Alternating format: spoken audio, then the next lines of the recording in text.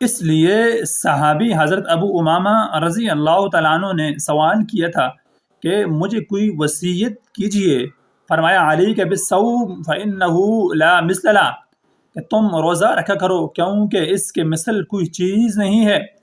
قرآن و حدیث کے دلائل کو دیکھا جائے تو یہ گنتی کے چند اعمال ہیں جن کے بارے میں اللہ ذوالجلال نے فرشتوں کو حکم دیا ہے کہ آپ ان کا اجر لکھ ہی نہیں سکتے۔ الصوم لی وانا اجزی بہ، اس لیے کہ یہ لکھ دو کہ روزہ رکھا ہے۔ فرشتوں کے پاس کیلکولیشن کا کتنا بڑا انتظام ہے، وہ کیلکولیٹ نہیں کر سکتے کہ روزہ کا اجر کتنا دیں گے۔ اس لیے اللہ ذوالجلال نے فرمایا الصوم لی وانا اجزی بہ، کہ روزہ میرے لیے ہے اور اس کا اجر میں اپنی شان اور عظمت کے مطابق ہی دوں گا۔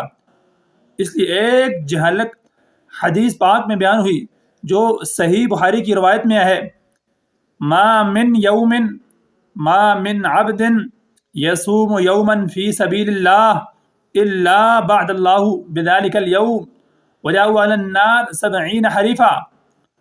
آپ 70 سال سفر کریں، اگر 70 سال سفر کی جائے 120 میل کی رفتار سے سفر کی جائے تو ایک روزہ اگر وہ بھی نفلی ہو،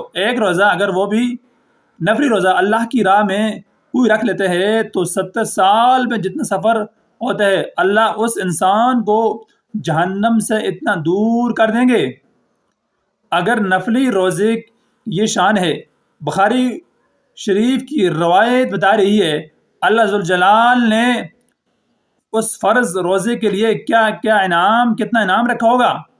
رسول اللہ صلی اللہ علیہ وسلم نے فرمایا جب انسان روزہ رکھ لیتے ہیں تو روزہ رکھنے والے کی دعا کو اللہ تبارک و تعالی رد نہیں فرماتا۔ اس وقت امت کو کیا ہے، ضرورت ہے، ہم میں سے ہر ایک کی ضرورت ہے، جب کوئی روزہ رکھ لیتے ہیں سارا دن جو بھی دعا کرتے ہیں اللہ تبارک و تعالی اس کی دعا کو رد نہیں کرتے۔